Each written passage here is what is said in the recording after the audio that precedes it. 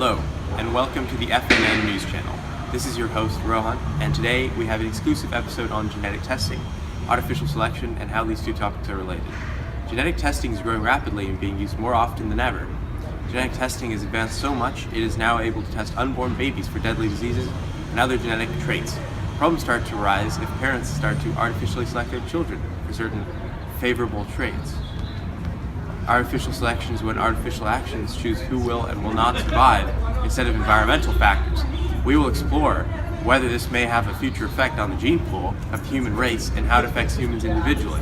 Now let's talk to Quinn Peterson, a local demographist. Thanks, Rohan. Now, artificial selection has previously been viewed as humans genetically selecting and modifying desirable traits in both plants and animals.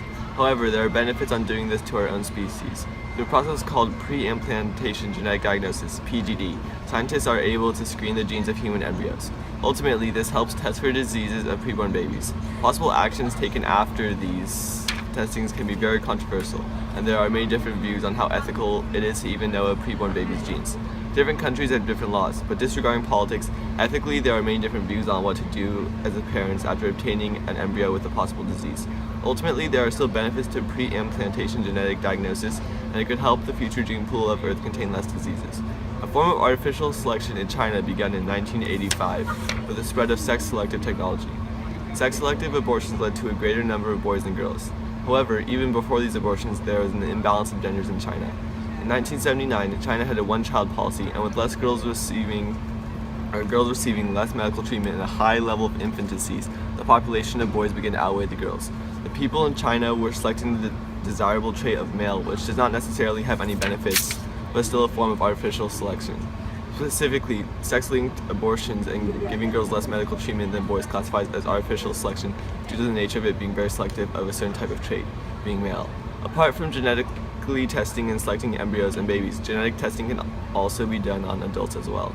Carrier testing is an important type of genetic testing that allows a potential parent to understand if they have an undesirable trait that could be possibly passed on to their children. In conclusion, genetic testing on humans can be very helpful for the stop of disease spreading and a healthier Earth. Now we're going to talk to Ryan.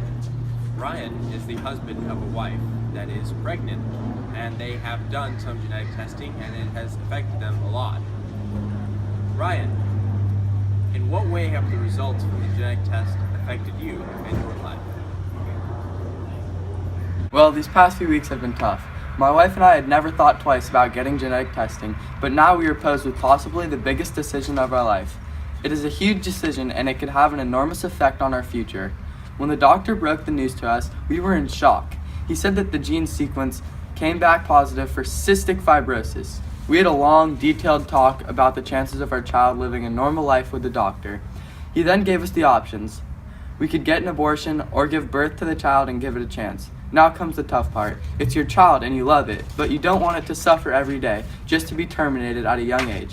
And I also have to consider the danger of an abortion surgery to my wife. Ultimately, I'm going to listen to the medical advice I receive. I know that either decision can be looked upon as morally correct or incorrect. Have you thought about how your decision is related to artificial selection? Well, yes, if many other people in our situation choose to abort their child, they are basically artificially selecting people out of the population. If cystic fibrosis is being removed from the gene pool, it is less likely it will appear in future generations. But overall, our choice really won't have a huge effect on society as a whole. Have any of your close or distant relatives been affected by cystic fibrosis?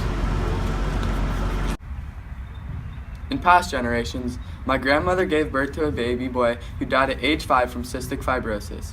I'm not saying I'll base my decision off of past experiences, but I'll definitely have to keep it in mind. So do you think it will be possible to have kids in the future, or will they all have cystic fibrosis? That is the other thing we've had to take in mind. Why not give this baby a chance if all our others are going to have cystic fibrosis too? Do you feel guilty that you passed on your cystic fibrosis trait to your child? You know, it's hard to feel guilty about something you can't control, but of course, I have found a way to blame myself. It is hard knowing that you may be the reason your child will die, but I'm going to have to live with it. Thank you, Ryan.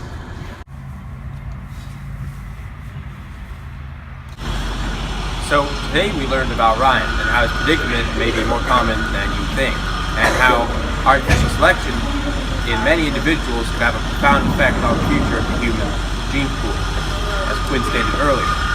I also hope that you gained some knowledge, and as always, thank you for tuning in to America's #1 news provider.